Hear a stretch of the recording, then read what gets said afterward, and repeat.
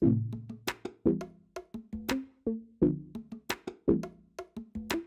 everyone, Happy New Year and welcome to episode 48 of the Miami Tech Pod. I'm here with Maria to ring in the new year, our new episode, and we got a special guest with us, Ryan Ray.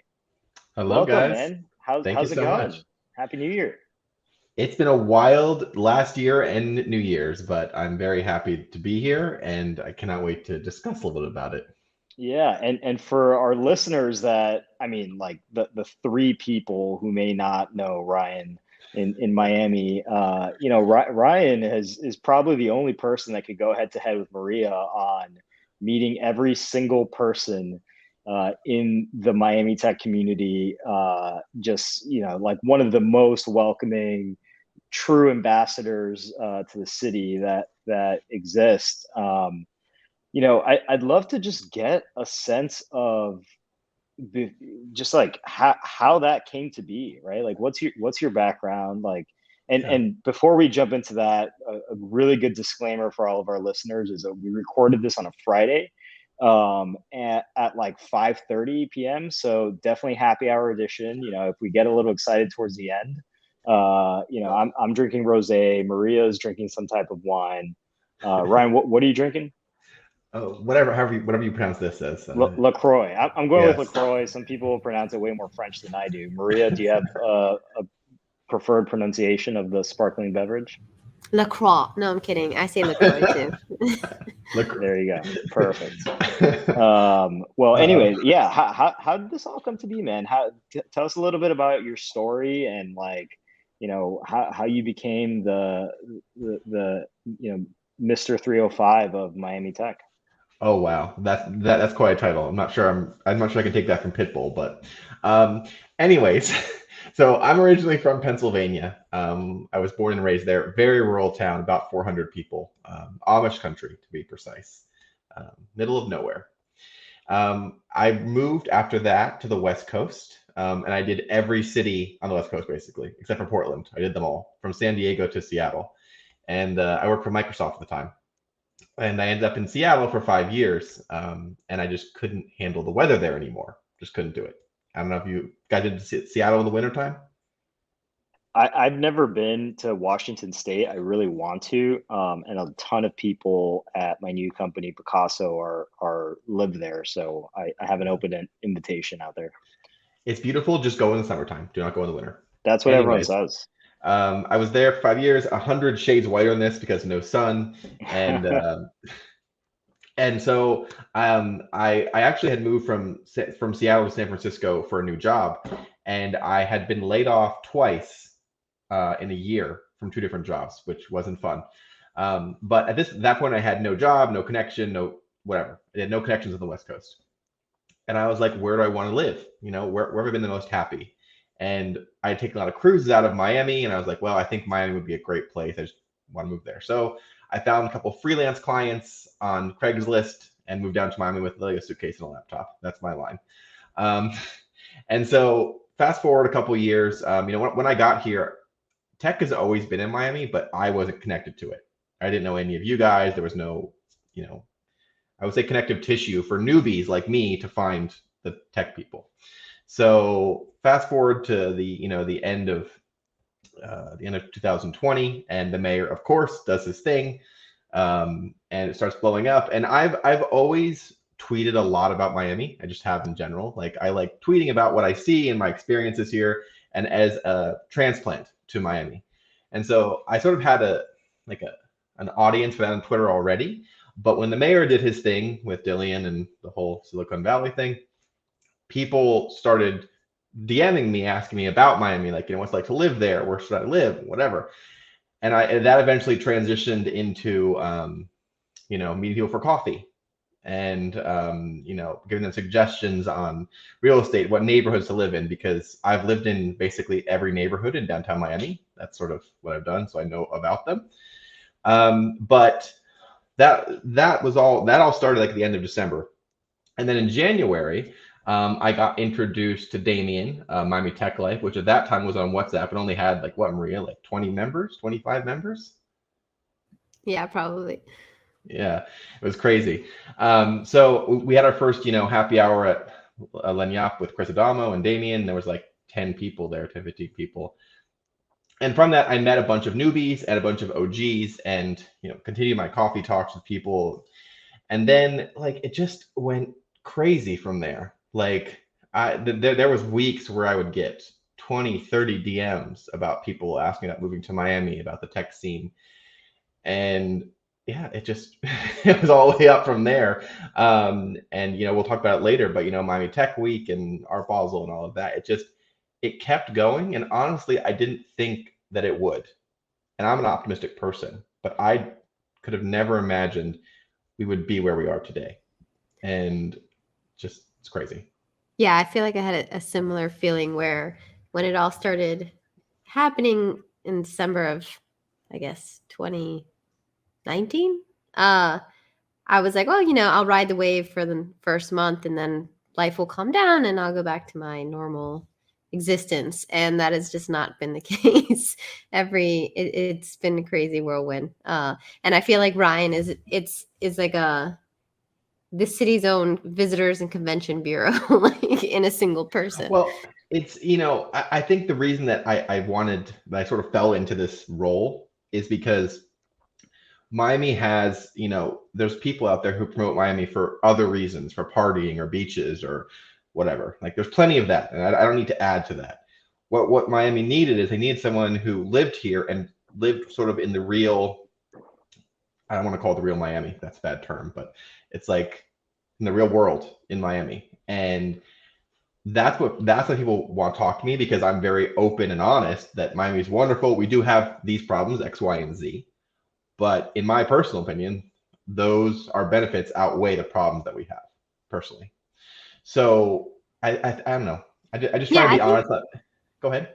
No, I think that's something that sets it apart. I mean, I think when folks come, they expect us to paint this only rosy picture. And we're like, no, it's great. Here's what we're working on. Here's what's bad, but this is what we're trying to do to fix it. And I think that kind of comes across more authentic than pretending that we have no problems at all. Exactly.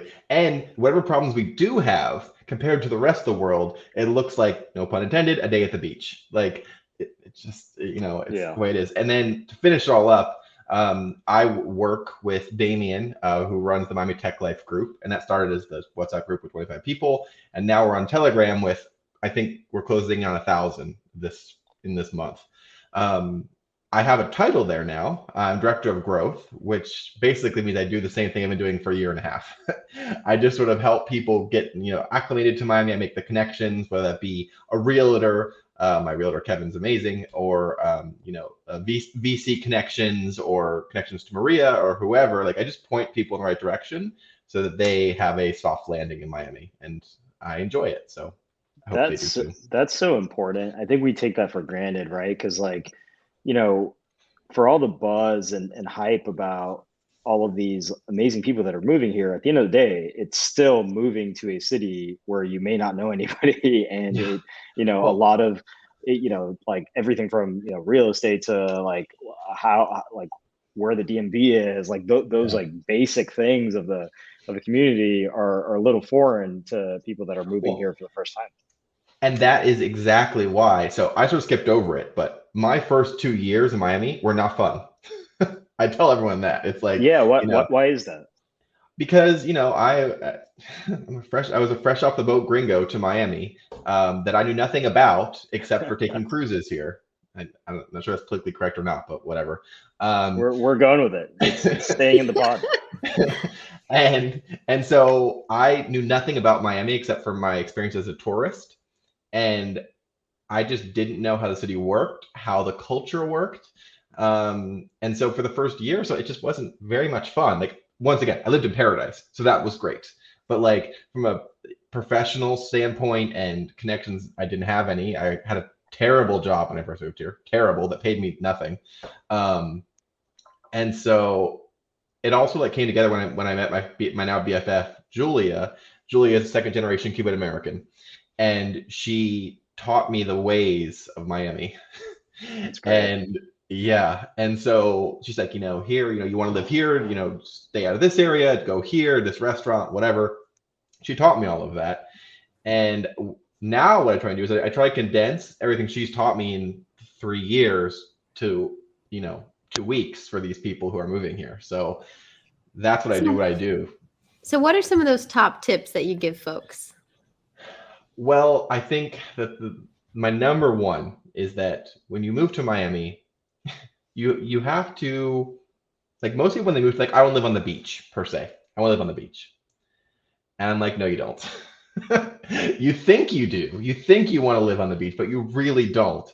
And so I explained to them, hey, here's the other reasons, anywhere from, North Miami to down to Dayland. There's a whole other world in Miami-Dade that's beyond the beach, but that's what people recognize us for. Yeah. So it's like, here it's for, as everyone knows, I'm a huge downtown proponent. And I say, here are the reasons you should live downtown. Here are some of the benefits, etc. And people do tend to see it, unless they just have money to burn and want to live on the beach. That's fine. But right. I usually tell them, really think out the neighborhood you want to be in, what vibe you want it to have, how much you want to spend, what's important to you, walkability, amenities, whatever. So for me, it's all about, I give people life tips for Miami, like living in Miami.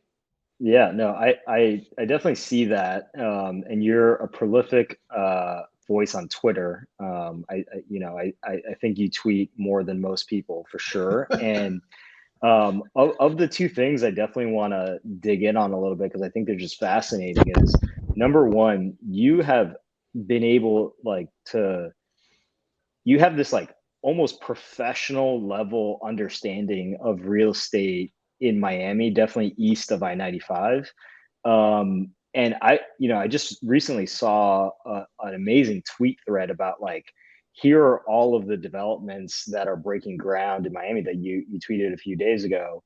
Like, how'd you get into, Miami real estate and like help our listeners understand some of the trends, like, where are people moving? What's the situation with like, rent and affordability? That's a huge issue right now. And I've seen you on Twitter, Ryan, like, not just like highlight it, but like definitely, opine on like, look, this is a good deal. Like, this is where you need to be looking. Like, walk us through like this passion of real estate that you've developed. Sure. So I don't know why, but ever since I've been like a teenager, I just love development. And I'm not a realtor, we say. Sure, I'm not a realtor, and I have no interest in being a realtor. I like sort of the idea development. I don't like the mechanics, if that makes sense. Like, I like the idea of it. But to get started, one of the reasons I love Miami personally is that Miami feels like a city that still is doing stuff. And I know that might be a little bit vague, but if you look at cities like San Francisco and New York City and LA, they're still building things, but it's very limited. They're sort of out of space, and the whole NIMBY culture in those other cities really limits what they can do. So when I moved to Miami, there was like a crane on every block. Like, there's a development on every, and it just, for me, that's exciting to be somewhere where stuff is happening. And I think a lot of the developments in Miami are interesting because, we have the, how am I supposed to put this? Miami is an interesting city in all regards, and also developments are as well. You don't really have a ton of like just standard boring developments. They all have something that is exciting, I think, about them, whether it be the architecture design or what they're bringing to the neighborhood, mixed use or whatever. And I think that's what makes it the sort of fabric of a city, and it makes Miami interesting. Like, even if you just look at downtown and Brickell, like the architecture and what the buildings all are pretty much vastly different.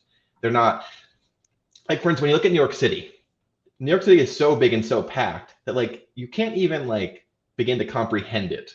Like, it's just so much. Miami isn't there yet, and I don't think it ever can be, just because of our physical limitations. So you can like see it all. You can understand. You can look at Miami from Brickell to downtown and be like, you can see all the buildings, and they're all different. They're all interesting looking. And at night, it's absolutely beautiful from all the colors and light features. But that's to go on to your next point. What I focus on is, from like my real estate scoops, is like from the Rickenbacker Causeway basically to 390 195 to 95 and a little bit west. That's sort of what I focus on. And because that's a very compact area, you can sort of keep track of it almost. You can keep track of what's happening without like spreadsheets. Like you, Yeah.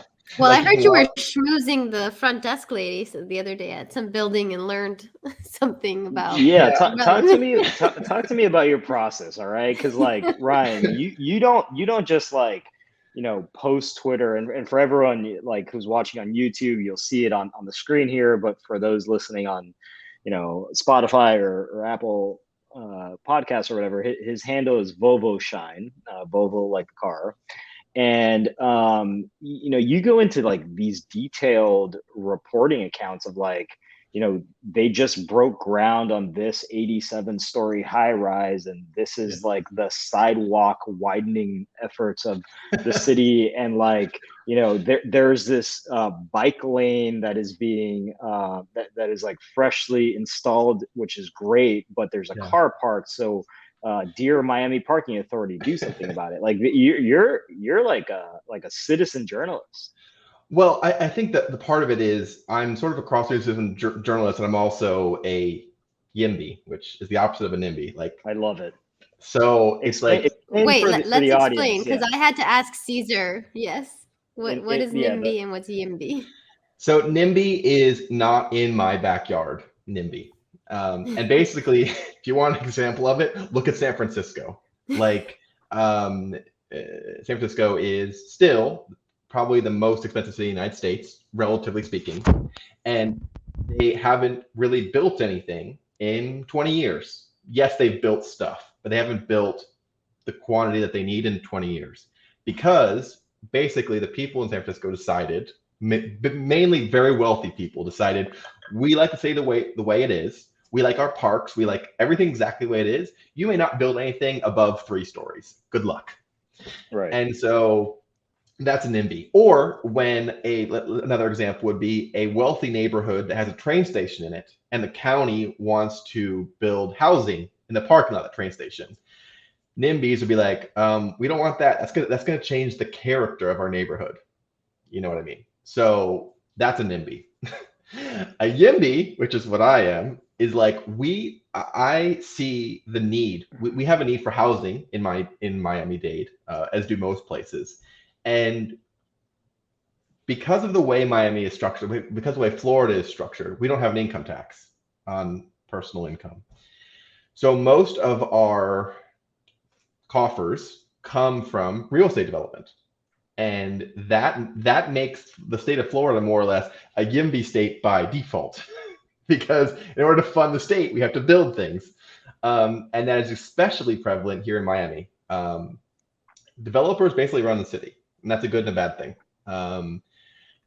It cuts both ways. But if you look at a picture of Miami from 2001 to now, it looks like a different place. San Francisco and New York City look the same, almost the same they did in that time frame. A few more skyscrapers, but whatever. Miami looks like a totally different place. If you go back to 2001, there was nothing in Brickell. Downtown was a wasteland. In 20 years, Miami has completely transformed. And even more recently, in the past couple of years, it's transformed even more. Sorry, I'm rambling. No. Well, I have a question for you, because we're hearing a lot about rent spikes. Yes. But then, to your point, there's a ton of people building. Yeah. Do you think, how long is it going to take for that inventory to come online? And do you think it'll have a significant effect on rates? So rent? I'm going to answer that. I'm going to try and make it as short as possible, but it's probably not. So cut me off if I go too long. The thing is that development in Miami works in cycles like everywhere else. We have about a 4-year cycle for developments, for condos, residential, whatever. The last cycle in Miami ended in about 2018, 2019. That's when all developers are wrapping up. All the buildings were getting sold and delivered. Obviously, we had COVID over the 2020. Nothing really happened. So we had a delay getting our cycle started for this new one. Now, the money is flowing, people are moving here, development is happening, but it got delayed by 1.5 to 2 years. So my short answer to that question is yes, rents are out of control right now. It's insane. Like, I mean, I had to move recently because, my landlord wanted to raise my rents by $1,000, which was a lot. Um, so, but the short-term problem, we do not have a San Francisco problem where there's no hope of increasing the supply. Right. Here, That's it. Here we have we have the will, we have the capital, we have enough. We don't the NIMBYs aren't powerful enough in Miami to stop the development. It's literally just a matter of time. We can't build these buildings fast enough. The building that I live in here in downtown is by Mello. They're a local developer. It has 1,100 units or so. It was pre-leased before it opened. Yep. That is so. What? Let me kind of pressure test this a little bit, right? Because I'm with you. I also characterize myself as a YIMBY. I want a lot of development and momentum in the city because that's what attracts more people to come here. The more people that come here, you have this like positive cycle of like more tax revenue, more investments in quality of life, more interesting people, more commerce, all of Yes. the more jobs. Those jobs provide like life-changing opportunities for someone like Maria and I, who were born and raised here, and then like we're able to break into this great industry, et cetera, right? Yeah. But one thing that is interesting to me is that we don't have like an unlimited ability to develop, right? So we're constrained on like two things. One, the total available land in what's considered the UDB, the urban development zone. Yes. And that's for listeners kind of like, the box in which we can go like vertical in, right? Like that's like an easy way of thinking about it. And outside of that, there's like more height restrictions. There's like different types of development rules around that, right? Without going like way too deep into it. But there's a lot of developers, as your tweets and like, I'm just going to call it reporting because I think you're like on par with like any real estate reporter in the city. Like there's a lot of competition for this. There's a lot of developments breaking ground, but we still have like millions of people that live here, and not every family has the one means is like priced into that like range of price of these developments, one. Yeah. And then two, not every family can like do condo life, right? Like they may have like kids, and like they may not want to send like their kids to the school district in those areas, or like for whatever reason, right? There's a bunch of factors that like make it not a good product market fit for a lot of families, like living in a dense urban high rise. Like, so how do we reconcile that? So there's two parts to that. The first is actually it's a positive, and the second might be a negative. The first part is that the city of Miami and the greater city of Miami is actually really compact for a major city. Like our downtown is less than like a mile, like maybe a mile or 2 miles square. Like it's incredibly small. The bad part about that is that you're right. We don't have an infinite amount of room in the urban core to build. And that is why we need to improve our transit, which is a whole other mess, which we could spend 3 hours on a podcast, so I won't talk about it. But it's like we have to have the holistic approach. We have to make the urban core as dense as possible. Like that is how we get our rents and market under control. Is we have to build the urban core until there's no more room. That's what's supposed to happen anyways. What we need to do is we need to, like I said before, along transit lines, we need to increase density along those so that people can live further out, but get into the urban core and the jobs if people ever go back to the office. And I'll say like on that piece, and we can nerd out about this, but like we've had a like pretty decent track record of like transit-oriented development in the last 10 years in the Miami-Dade County, right? Like you've seen a lot of mixed-use projects along the Metro Rail and outside of downtown, right? Like South Miami and Dadeland, et cetera. So I'm going to make a little prediction here. I said it before on Twitter, but All right. We love predictions. so my prediction is that people still have not figured out that everything south of Brickell along US 1 is basically a better version of the San Francisco Peninsula. Like Ooh, I love South that. Miami, Coral Gables, whatever else is there. Coconut Grove, whatever. Those are all like those are all like the towns along the San Francisco Peninsula, but they're way closer to the urban core. And there's not as many NIMBYs. There's a few down there. Coral Gables, hello. But we have a transit line that runs right there that has empty parking lots around a lot of it that could be super easily densified with projects. So I personally think that once downtown is sort of full, that whole area is going to become, there's going to be a lot of stuff happening there. So that's my prediction on it. But by the way, like a tidbit of our podcast with Matthew and Michael from Lula is that their headquarters is in like South Miami, like Dadeland, right? Like Yeah. Sunset Place. They moved. They actually moved from Sunset Place to Dayland, and I went to their office. Okay. It's a gorgeous view. It's awesome. And we asked them like point blank, like, why'd you pick Dadeland? Like, are you trying to, show your like real Miami cred by like going outside of Brickell? And they're like, no. And they're like, no, it's just cheap. Like, so like, I think that as we grow and people are just like, look, relatively speaking, being a 15-minute metro ride away from downtown for meetings is very much bearable versus like, going across New York City or like, dealing with the BART in San Francisco or whatever. Like I could see it. I could definitely see like big, corporate headquarters south and west in Miami-Dade County. I will say one more thing before we move on from this about transit. We need to improve transit in Miami-Dade County, obviously. That is beyond the point. However, if transit in Miami goes where you need it to, wherever you're trying to get to, it's actually quite amazing if it goes where you want it to. Like, I can hop on a train. I can literally walk there from my house, hop on a train and be at the airport or close to the airport in 15 minutes for $2. Yeah, that's amazing. That's ridiculous. Wait, when you say close to the airport, what do you mean? Like, so the orange line to the airport.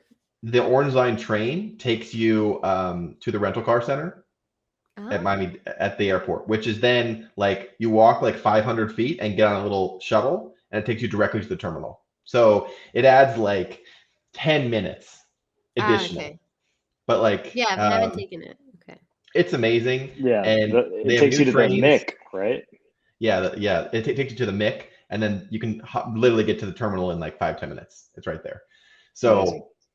Yeah, so that's my point. If it goes where you need it to go, it's amazing. So, all right, let's shift gears a little bit here because 2021 was really amazing. We haven't really done a recap, nor will we, right? Like of all of the cool things that happened. But I'd love to get Maria like some of your top moments in 2021. Ryan, jump in after that really sparked a lot of the momentum that we've seen in the Miami tech community. What were some of those top ones for you, Maria? Starting this podcast, of course. Thank you, Cesar, for this idea. No, I'm kidding. Boom. That was big. That was a big moment. It was, and we just hit a year. So this has been so much fun. We have to, so for listeners that are, so we promised a big 1-year anniversary celebration pod. There's definitely a few things that we don't necessarily want to go into detail that have derailed this, but at some point, hopefully in January, me, Maria, Will, and Brian will do a live pod in person somewhere, and we'll do a proper celebration of the 1-year anniversary of the Miami Tech Pod. But Ryan, you get to do the soft launch of the anniversary celebration, so thank you for that. But go on, Maria. Sorry. No, I know we were talking about kind of Miami Tech Week, the impromptu celebration and everything that kind of came from that. And the Cafecito talk being one, and I know Brian made it to that, so would love his thoughts. The happy hour that kind of came up and was completely packed and so exciting. All these random people who just were like, I heard like the day before that this was a thing, so I flew in, and you're like, wow, that's all it really takes. Ryan, would love your thoughts. Yeah, so there were so many that happened in 2021. Like, but Maria, like you said, like that first happy hour of Miami Tech Week, Chris Damo put out the word and was like, "We're gonna do this," because I don't even think it was the right Wednesday. I think he like skipped a Wednesday to make it line up. But he put out like a thing on Twitter and everyone retweeted it. And so I don't know if you guys know, listeners, Lenyap, am I pronouncing it right? Lenyap, yeah. Nobody really Lenyap. knows, but we say Lenyap. Yeah, we're not that French. It's the same thing as whatever this is. So I just remember being there, and like at this point I still hadn't like comprehended how crazy my tech week was going to get. And I got there at like, I don't know, before it opened, and there was a line at in front of this place, people with suitcases and like whatever. And then when we got inside after a little bit, like I literally didn't move the entire happy hour. I just like found myself like this tree and just like stood there and was just like, hi, hello, hi. Like I didn't move for like 2.5 hours. And afterwards my voice was done. Like I was so shocked. I had talked to so many people that it just was. You know how that was a big one? Like I live walking distance to like the app, and I go there quite a bit. I'm really into wine, etc. And like the way for those that haven't been to like the app, the way it works is like it's you go and you buy a bottle of wine and pay a corkage fee, and then you can drink it there, right? So it's kind of like a self-service, really, like casual spot outside. The wine fridge was like empty. Like we just like cleaned them out. I've never seen that. It was amazing. And they know how to, like, on any given weekend, it would be like 100 people there. Like they know how to host large gatherings. Man, that was something. What's hilarious is I don't think they probably knew we were all coming. They must have been like, what happened? And I'm not sure if it was, my brain is fried from that day, but I don't know if the Cafecito talk with the mayor at City Hall was that morning or the same day. I don't remember what the sequence of events was, but I do remember going to the City Hall, which I've never been to before. And I showed up and I'm like, oh, I don't know how many people are going to be there. I got City Hall and it was like, it was like a political, like, rally. Like a rally. Like exactly. I was like, who are these people? Like, and people had like suitcases and like they had like their laptop bags. They had come straight from the airport. Yes, and I talked to people and they're like, I've talked to them like, oh, and I'm like, well, this is great. Thanks for coming to this event. I'm like, oh yeah, I just saw it like 24 hours ago on Twitter, and I just really booked the flight to Miami. I was like, what is happening? Yeah, I can't describe how many moments in the last year I woke up and was like, that was all a dream, right? Like none of this actually happened. And one of those moments was I wake up and, I'm active on Twitter now, but honestly, it all started about a year ago because I had like not tweeted in like 5 years before this. And I wake up one weekend, it's Sunday morning, I check my DMs and I get a DM from an account that says Kara Swisher, and she's like, I want to interview you about what's going on in Miami. And I'm like, someone's punking me. Like, this is a fake account. Like, there's no way. And she's like, here, call me. Here's my personal cell. And I'm like, okay, I'm going to bite. Like, even if this is some troll, I'm going to do it. And I call, and it's really her. And so we spoke.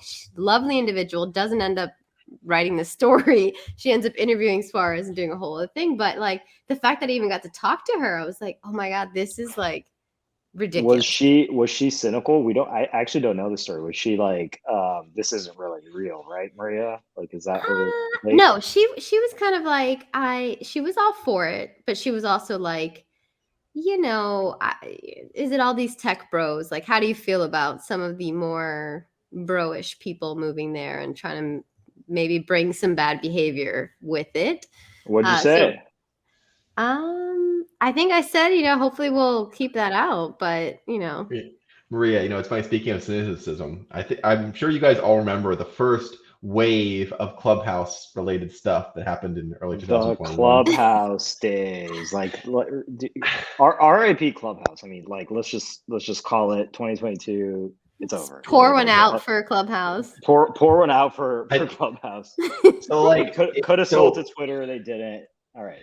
So, but like it's like I remember because this movement started on Twitter, but it sort of bled over into Clubhouse, and I remember very clearly those first couple months because we were still in not quarantine or whatever, but nothing was happening. I remember getting into these rooms about tech, these tech rooms, and people were talking about Miami Tech, and they were just like throwing like all like the shade on it, and I was like, y'all, I'm not standing for this. So Haters gonna hate. And they were all like, this isn't real. Miami's a terrible place. It's going to be underwater in 10 years. You know, the standard stuff that people talk about. And I would get up on stage and just like start like rebutting these people. As was Maria, you know Kumar, right? Yes, he was great about that. Yeah, he was like, here are the facts. Yeah, he's like he's literally the data guy. That's in his Twitter handle. And like he would have the facts about it, and I was more like the emotional one, being like, "You're not gonna talk about Miami this way." But but I made so many friends during that time that have now moved to Miami from those other places permanently. Yeah, I remember one Clubhouse talk. I remember I had friends visiting from Chicago. We went out to dinner, and I'm like, I'm sorry, I have to go listen in on this talk. And it was like Mayor Suarez with the mayor of Austin, with the mayor of San Francisco, and they were just battling it out. And then I remember people were sending messages separately like, oh my God, they like did our job for us. Like they were so bad that it was San Francisco, Austin, and New York, Miami. Oh, no, Miami. Okay. And like I remember because like it was so like Austin didn't have anything to offer. I mean, like from the talk, like there was no. Yeah. And Francis was like he was like hitting like every point, and the mayor of San Francisco was just like. It was Steve Adler, right? Like No, it's London Breed. No, sorry, for Austin, and then London Breed for San Francisco. I literally don't even remember who the Austin person was. It didn't even matter. It didn't even matter because at that point there was still like this talk of like, is it going to be Austin or Miami? And at that point, everyone thought it was going to be Austin. And now, as we can see, you know. All right. Well, let's shift gears to the last kind of topic here because I think we'll leave the listeners with this tidbit. Ryan, you yourself are like quite the entrepreneur using the Turo platform to rent cars, right? Like, can we jump into that a little bit, because you're not just like a casual, I have a vehicle and I'm going to rent it out on Turo. You've like almost perfected the science. He has a fleet. You have a fleet. Yeah, I have 11 between here and my family in South Dakota and Pennsylvania. So I have a tri-state thing going on. But no, it's really cool because it's not a thing where I could quit my day job. It doesn't make that much money, but it gives me both a cushion and also a backup plan in case everything goes to hell. So it's been very interesting because the cars that I rent are not exotic. They're not your typical Miami rentals. They're Fiats and Mini Coopers and Chevys and whatever. They're not lime green Lambos. No, they're not.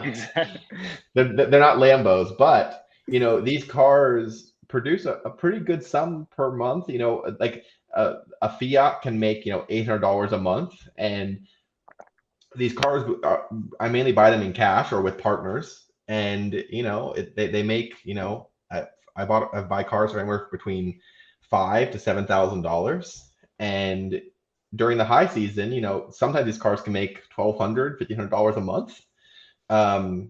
And people love them because they're fun, cheap little cars. And it's really, the way that's really worked for me is like providing these cars that are experience cars, not like Camrys and Malibus, but like fun cars that aren't exotic. They're just fun cars. Right.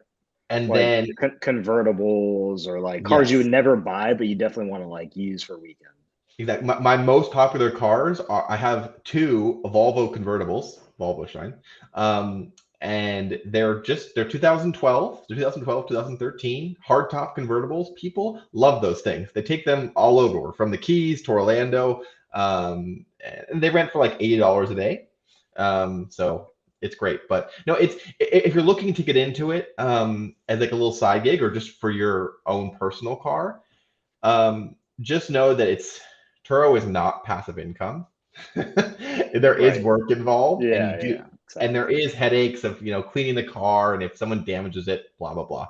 However, if you stay inside Turo's guidelines and you follow the rules, you're protected pretty much. Like the car being damaged, whatever, you're fine.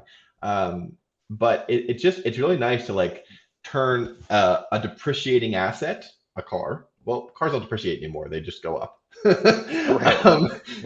Typically depreciating asset. Yeah, depreciating asset, and make money out of it. To put it in perspective, I have one car with a loan on it, one of my convertibles. I have not paid the loan or the insurance on any of my cars, paid them in a year and a half. I just haven't. And what I tell people is, hey, you have this nice SUV, your payment is $600 a month per se. If you put that nice SUV on Turo, you can make $600 in maybe 2 weeks, and then boom, no more payment. Meaning the income that you're receiving from renting it out covers the payments on the loan. But where do you park all these cars? No, now we're getting into trade secrets. Now we're getting into, we know some people at the Miami Parking Authority are listening to this, and I'll just say this: like, I would be, if I had to pay for parking for this in an urban city, if I had to pay for parking, I would not be able to stay in this fleet. It would be too much money. There we go. So that's helpful. So you need, like I said, a parking garage. Yeah, if you have a parking garage at your condo or an extra space at your house, then it works. I'm also in a very good spot. I'm close to the airport. I'm close to all the tourist things, so it's very convenient for people to come to me or to drop it off at the airport for $2 on the train. Yeah. So yeah, I mean, Turo is great, and if you bring the right car to it, you can make some money.